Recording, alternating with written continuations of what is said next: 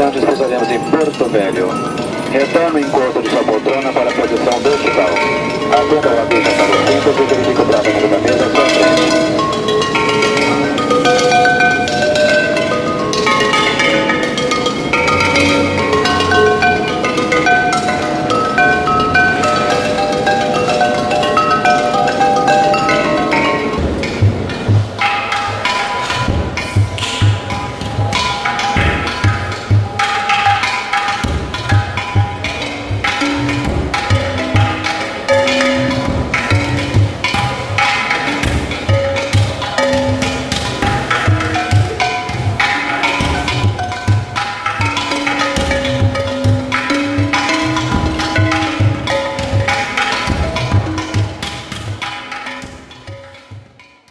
O tsunami aqui é meio complicado e pode dar também, né?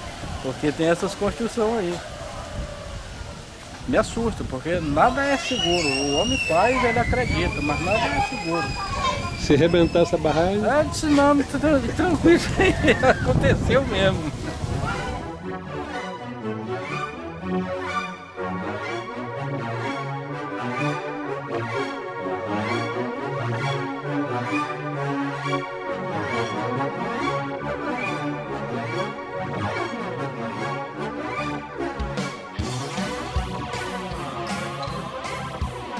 No ano de 2014, na cidade de Porto Velho, nós tivemos uma das maiores cheias dos últimos 100 anos.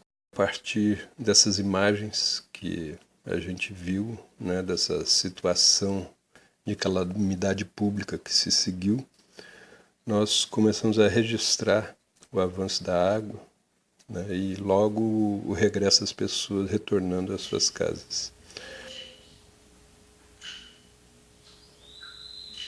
Ocasionalmente o rio sobe, mas havia uma expectativa na cidade ao longo desses últimos anos de que haveria uma enchente grande.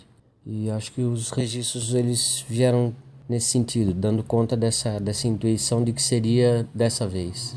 E de fato acho que foi a maior enchente que a cidade conheceu. A imprensa pouco se preocupou com isso, a própria Defesa Civil não sabia o que fazer, muito perdida nas ações, não conseguia coordenar e administrar os conflitos das famílias que ficavam hospedadas na escola. E havia, ao mesmo tempo que uma sensação de que essa seria uma grande enchente, havia também uma certa expectativa de que nada de mais sério aconteceria. No entanto, foi a enchente que mais devastou a cidade até agora. Uma das coisas que me levou a capturar as fotos foi o quanto foi impressionante aquela água subindo. A cada dia avançava um pouco mais e não é a primeira enchente que eu havia visto em Porto Velho. E num primeiro momento uma atitude me parece que passiva por parte das pessoas, deixando as suas casas, deixando as suas tudo, os seus pertences, indo se alojar. Foi um período em que a prefeitura solicitou um trabalho voluntário e nesse trabalho voluntário, vendo a dificuldade de organização das pessoas nas escolas, a dificuldade de pensar enquanto grupo e apesar de todo incômodo, uma passividade. Eu acho que esse foi talvez a primeira provocação para a filmagem. Na época nós começamos fotografando a água tomando a cidade e depois, à medida em que a água começou a baixar, nós fomos acompanhando, não só com as imagens, mas com o contato com as pessoas, o recuo das águas. Eu acho que essa devastação da cidade, essa lavagem que a água foi fazendo das casas, tudo que ela encontrava pelo caminho, e a atitude das pessoas, eu acho que é a sensação que se tem numa região de fronteira, onde o viver de forma provisória vai para dentro das escolas, com as famílias, e ele continua, mesmo depois. É um sentimento de desolação. Acho que o que marcou mais foi o silêncio. O silêncio das águas, o silêncio das pessoas, o silêncio do poder público e o silêncio das áreas que ficaram inundadas. Quando o rio baixou, nós retornamos ao bairro mais atingido. Na medida em que as fotos aconteciam, nos chamava a atenção o silêncio. Nem mesmo o barulho das águas era percebido, né? As pessoas passavam em silêncio, as pessoas tentavam recuperar suas casas em silêncio, o silêncio das ruas vazias, o silêncio das casas abandonadas. E o silêncio, acho que foi aquilo que de mais forte ficou no registro do pós-enchente.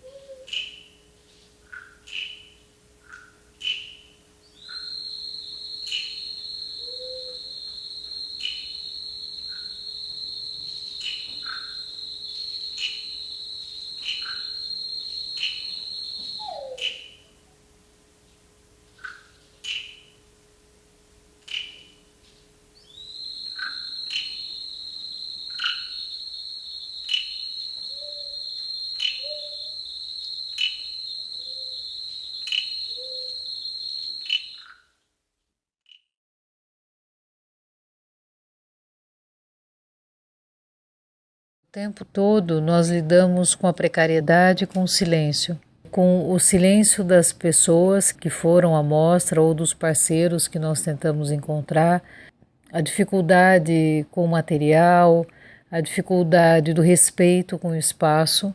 Tivemos muita dificuldade em ser respeitados pelo uso do espaço público. Para a gente era importante montar a mostra em lugares onde as pessoas passavam. E a primeira montagem, que foi no Mercado Cultural, eu acho que ela foi, apesar de toda a dificuldade de impressão, de como expor, nada e ninguém facilita em momento nenhum. Acho que o mesmo silêncio em relação à enchente foi o silêncio em relação à mostra.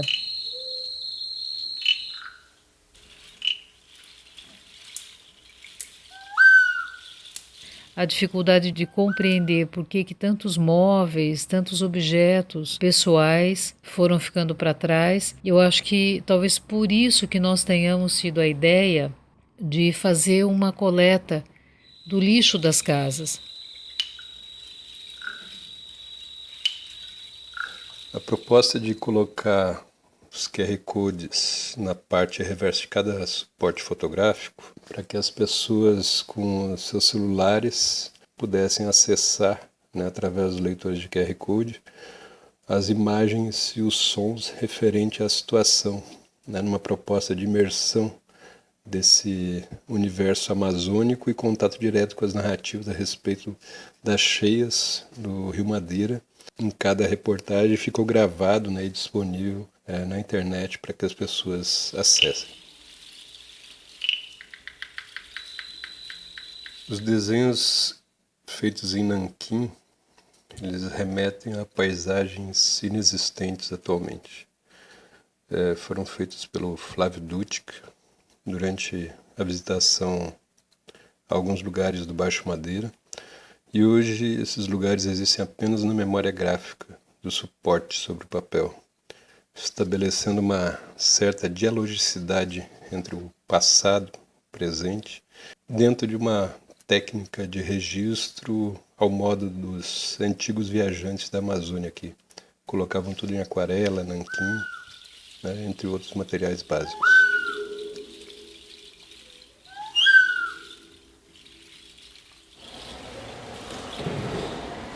A ferida mata, sangra no rio. Paisagem à deriva da sorte, da morte.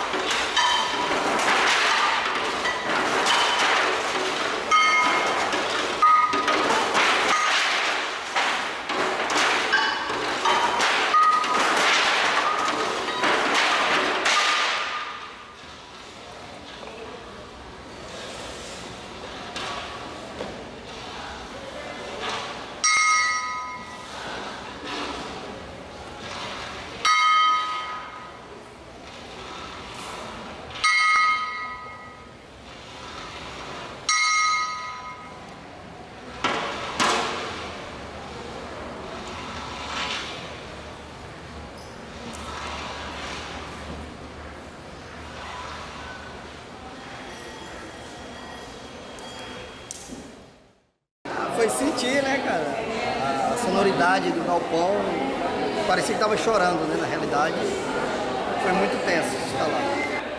Cara, na realidade, quando a gente entrava no galpão,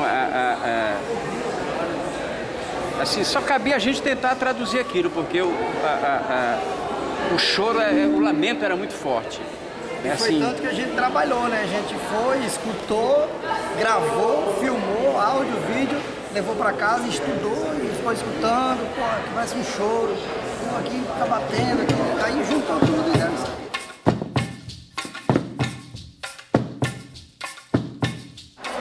São um impacto gigantesco e só o fato dessas pessoas não poderem nem se aproximar, né?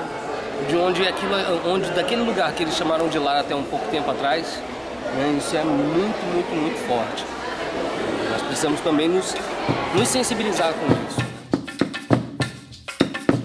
Acho que uma coisa importante, um zelo que nós tentamos ter, que acho que nós conseguimos, tanto no retorno das casas principalmente, a ideia da mostra, ela nasce como uma maneira de sair, de quebrar esse silêncio, né? Então as famílias que nos permitiam entrar nas casas e fotografar, elas sabiam que seria feita uma mostra, elas foram convidadas para a mostra e as fotos das suas casas nós fizemos uma cópia e entregamos a elas também.